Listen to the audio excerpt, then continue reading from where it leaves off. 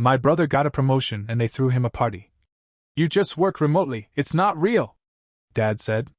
So I invited them over and showed them my office then. I'll never forget the way my father laughed when he said it. You just work remotely, it's not real. Right there in the middle of my brother's promotion party, with a plate of ribs in his hand and half the family nodding along like he told a good joke. I forced a smile and nodded, like it didn't bother me.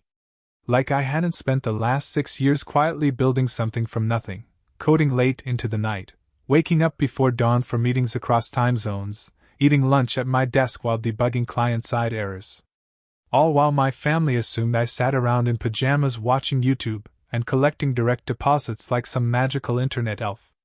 The party was for my younger brother Caleb. Good guy, honestly.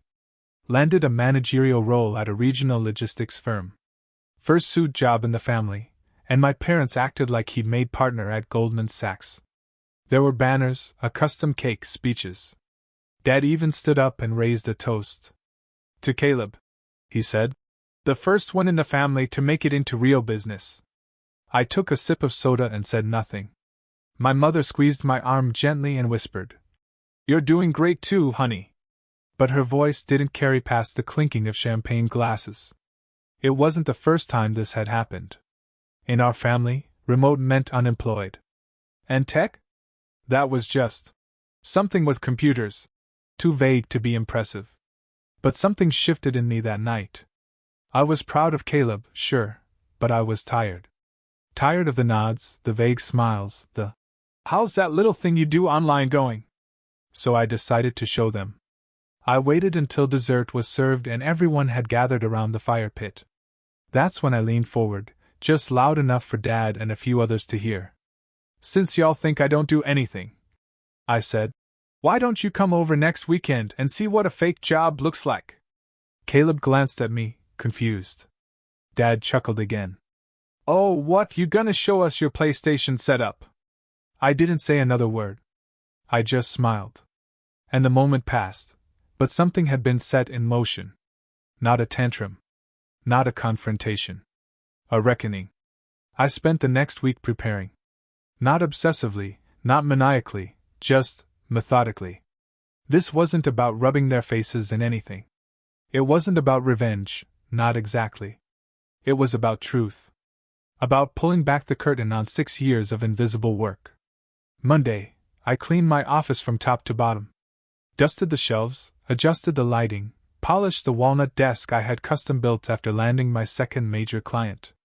That desk had seen more late nights and quiet victories than anyone in my family would ever understand. Tuesday, I sent out a message to one of my international partners in Singapore, Ravi, a brilliant strategist I work with on product launches. Asked if he'd be willing to hop on a Zoom call Saturday morning for a bit of theater. He laughed and said, as long as I get to wear a suit. Wednesday, I reviewed the contracts I'd signed in the past 2 quarters. One of them, a tech infrastructure overhaul for a mid-sized firm in Zurich, had netted me more in 3 months than Caleb's new annual salary. Thursday, I got the idea for the check. I called my bank and had them prepare a custom-printed donation check, glossy, heavyweight cardstock, bold blue ink, made out to a non-profit that provides scholarships for underprivileged students learning to code. The donation amount? The exact figure I'd quietly Googled after the promotion party, $84,000. Friday night, I didn't sleep much. Not because I was nervous, but because I was rehearsing. Not a speech, I didn't want to talk much. I wanted the work to speak for itself. I wanted them to feel the gap between their assumptions and my reality. Saturday morning rolled around, and like clockwork, the family started showing up. Mom brought her famous pecan pie. Caleb showed up in khakis and a fresh polo. Dad walked in with that same look he always wore when visiting my place, a mix of curiosity and mild amusement, like he was walking into a teenager's apartment. You run this operation from here? He said, glancing around the living room. I smiled. Sort of. The actual office is upstairs. They followed me up. The room wasn't huge, but it didn't need to be. Clean lines. Multiple ultra-wide monitors mounted with precision. Noise-canceling panels on the walls. A standing desk rigged with a switch-controlled hydraulic lift. Ambient backlight that adjusted with the time of day. And on one monitor, frozen in pause, was a dashboard, active revenue, open contracts, running projects. Dad whistled low. All this, for a remote job? I didn't answer. I clicked one button, and the Zoom screen booted up. A second later, Ravi's face appeared, crisp and clean in a tailored jacket, skyline glowing behind him. Ah, the Legends family, he said with a grin. Pleasure to finally meet you all. Your son is the backbone of half our quarterly growth. Caleb blinked. Mom gasped softly. Dad shifted his weight, like something had suddenly gone off balance. I have a few minutes before my call with Taiwan, Ravi added, glancing down. But if you ever wonder what your son does, just know he manages 5 development teams across 3 continents. Without him, we'd be dead in the water. And with that, he winked, waved, and signed off. My office went quiet. I turned around slowly, gave them all a calm look. That's what a fake job looks like. The silence that followed was rich. Caleb looked like he'd swallowed something bitter. Not angry, not jealous, just confused. Like a piece of the world he'd always understood had suddenly shifted 3 inches to the left. Mom, bless her heart, did what moms do. She tried to fill the air with something soft. Well, I had no idea you were doing all this, she said, peering at the monitors. You should have said something.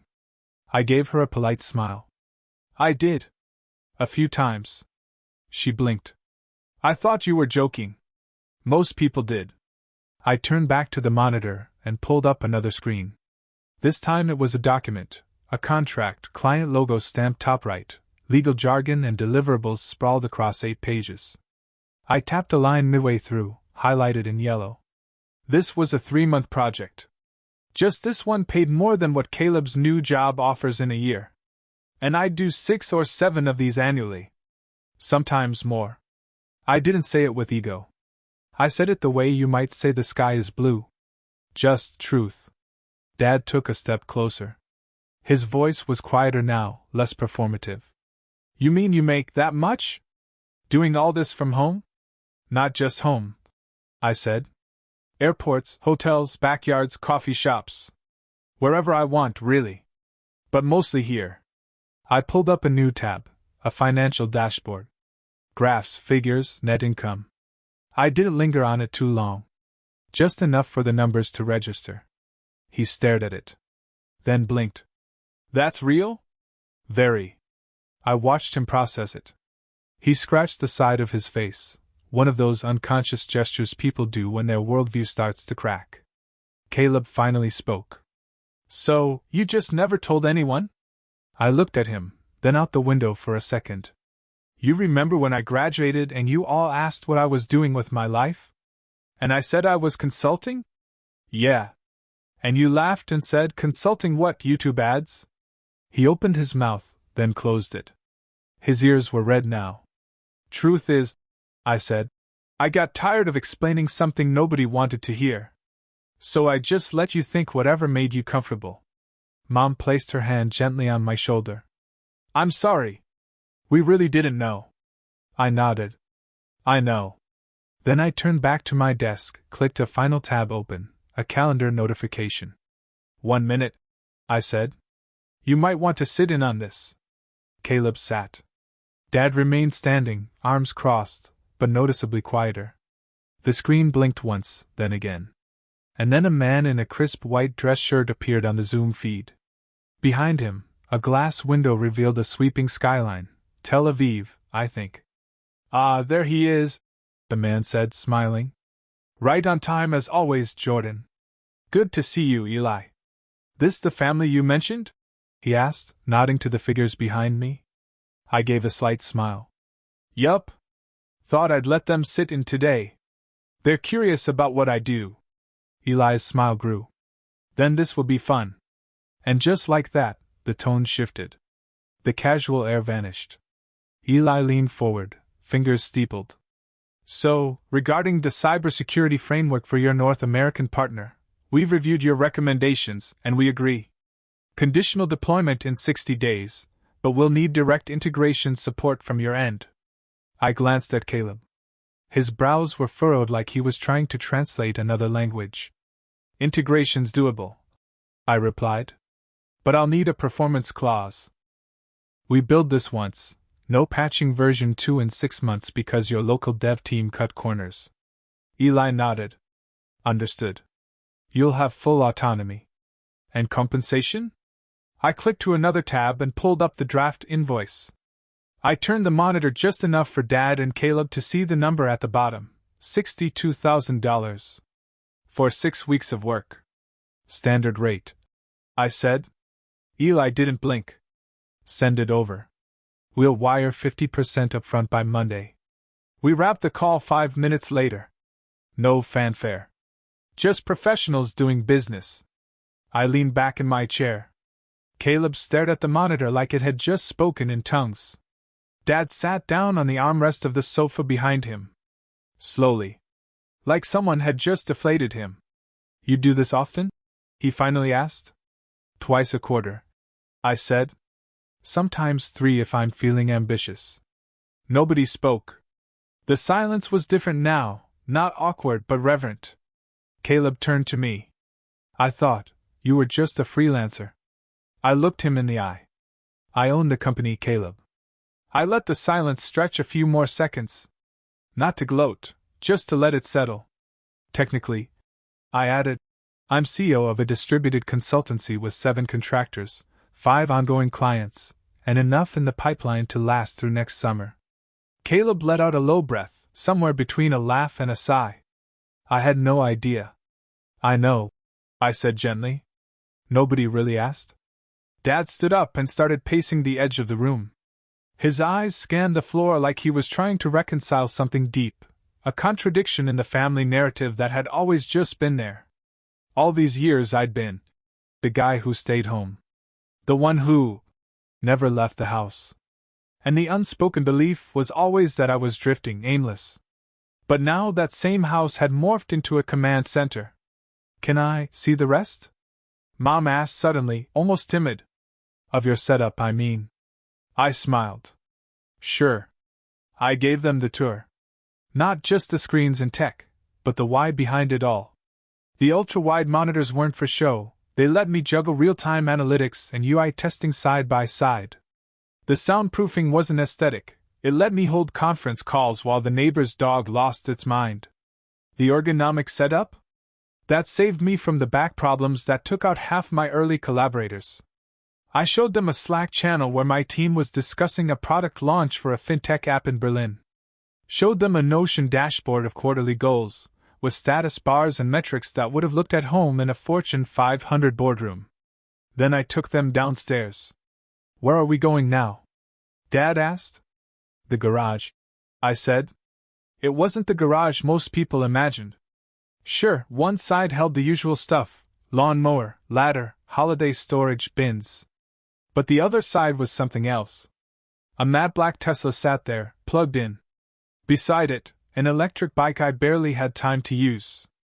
A small wall-mounted server rack hummed quietly in the corner, backup drives, a dedicated VPN, even a solar power controller from the roof installed last year. You paid for all this? Dad asked, voice lower than I'd ever heard it. Cash, I said. No loans. No leases. Caleb let out a short laugh. I mean, I thought I was doing pretty well. You are, I said sincerely. You worked hard. You earned your title. I'm proud of you, Caleb. He blinked. That caught him off guard. Thing is, I added, it doesn't have to be either/or. We just walk different paths. The room was quiet again. But this time, it didn't feel like judgment. It felt like reflection. And they hadn't even seen the ending yet. Back upstairs, I asked them all to sit.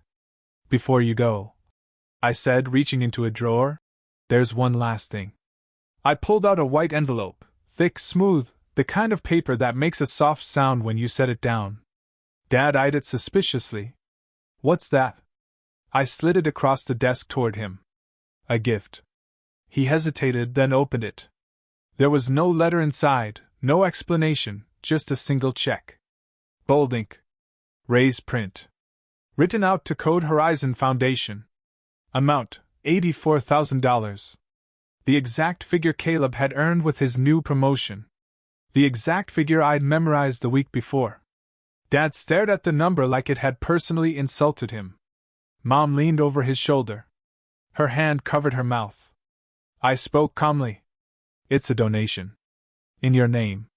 He looked up, eyes narrowing. Why? Because for years. I said, you thought I didn't have a real job. That working from home wasn't working. That unless it came with a clock in, it didn't count. And maybe you'll never fully understand what I do, but I figured a gesture like this might speak in a language you understand. He opened his mouth, then closed it. Mom reached out and placed her hand on his arm, not to stop him, but to ground him. Caleb glanced between us. That's a lot of money. I nodded. It is. And you just gave it away? Not gave. Redirected. I've been where those kids are, learning to code on borrowed laptops, hoping someone gives them a shot. They'll turn it into something. Just like I did. No one spoke for a full 10 seconds. Dad finally stood and held the check up to the light, like maybe it was fake. This isn't a stunt? No, I said. It's a statement. And I let that hang there. Dad slowly folded the check back into its envelope. He didn't hand it back. He just stared at it, like it had reset the circuitry in his brain. I don't get it, he said after a while. Why didn't you say anything all these years? I looked at him, really looked. The same man who taught me how to change a tire in 5th grade. Who once told me, if your hands aren't dirty at the end of the day, you didn't work hard enough. And maybe that was part of it. I tried, I said softly. But it never sounded like enough. Remote work, coding, consulting, it all sounded fake to you. I guess I stopped trying to prove it. He nodded, slowly. Still watching the envelope. I thought you were wasting your time. I know. Mom leaned in. We're proud of you. Really. I smiled at her, because I believed her. She meant it. Caleb stood now, arms crossed, his face unreadable. He wasn't jealous, or at least, not just jealous. He looked conflicted. Was this all just to one-up me? He asked quietly. No, I said without hesitation. It was never about you. He nodded, then half laughed. Well, I feel like an idiot. You shouldn't, I replied. We were just raised to think success only came in one flavor. Suits. Offices. Promotions. He looked down at his feet. But, I added, you earned yours. I mean that. He looked back up at me, eyes searching mine for any hint of sarcasm. There wasn't any. I wasn't interested in revenge anymore. I appreciate that, he said. Then he gave a small, real smile. Still, can't believe you make that kind of money in slippers. I laughed. High-performance slippers. Very advanced. Even Dad cracked a grin at that. The tension broke, just a little. Not into laughter, not into hugs, but into something better. Understanding. Dad stood by the window now, arms behind his back, the check still in one hand. He wasn't saying much, but something about his posture had changed. Straighter. Still, but no longer stiff. He turned toward me, eyes thoughtful. When I was your age, he began. I worked 46 hours a week at the paper mill. Came home with lint in my lungs and a back that's still not right. I used to think, if my kids didn't go through that kind of grind, they hadn't earned anything. He paused. I was wrong. That was all. Just that. 3 words that, from my father, meant more than any apology ever could. I nodded once. Thanks. Mom sniffled softly and patted my shoulder. Can I take a picture of your setup for Aunt Linda? She always thought you worked at Best Buy. I grinned. Sure. Make sure she sees the donation check, too. Caleb chuckled and muttered. She'll probably think it's Photoshop. We all stood in the office for another few minutes, just existing together. No one rushed to fill the silence. No one made a joke to smooth it over. It felt good. Not triumphant. Not even vindicated. Just seen. For the first time in a long time, I wasn't the one who works from home. I was just part of the family. And not the disappointing part. Eventually, they began to head out. No dramatic hugs, no emotional speeches, just the kind of quiet people make when they're still processing something bigger than they can say out loud. Mom lingered by the door. You know, she said, next time we throw a party, it won't just be for Caleb. I smiled gently. Next time, you don't even have to throw one. She kissed my cheek like she used to when I was 10 and unsure of myself. We will anyway. Dad didn't say anything as he stepped outside. But he paused at the edge of the porch, turned, and gave me a long look. A nod. Subtle. Almost imperceptible. But it was enough. Caleb was the last to leave. He hung back, fingers on his keys, staring down at the steps. I thought I had it all figured out, he admitted. Made it to management, decent car, decent apartment, people finally listened when I spoke at work. You've made real progress, I said. Nothing wrong with that. Yeah, he said, then looked up. But watching you today, I realized I've been running a race without knowing where the finish line is. You built something. I just climbed something someone else built. That caught me. Not out of pride, out of recognition. It's not either or, I said. We all start somewhere. Maybe your next step is building something of your own. He nodded. Quiet. Respectful. Before he walked away, he glanced back. Hey, he said.